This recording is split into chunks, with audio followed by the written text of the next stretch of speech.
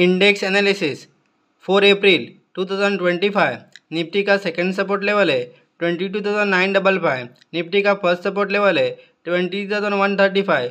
Nifty का first resistance level है 20,380। Nifty का सेकंड रेजिस्टेंस लेवल है 23,595।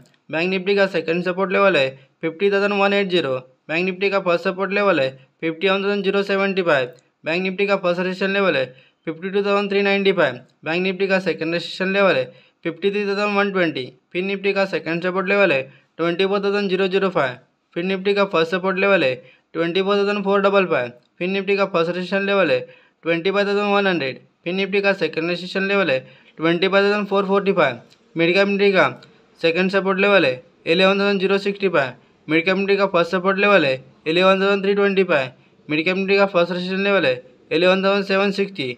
मिड कैप निफ्टी का सेकंड रेजिस्टेंस लेवल है 12,010। सेंसेक्स का सेकंड सपोर्ट लेवल है 75,355। सेंसेक्स का फर्स्ट सपोर्ट लेवल है 75,900। सेंसेक्स का फर्स्ट रेजिस्टेंस लेवल है 76,645। सेंसेक्स का सेकंड रेजिस्टेंस लेवल है 77,145।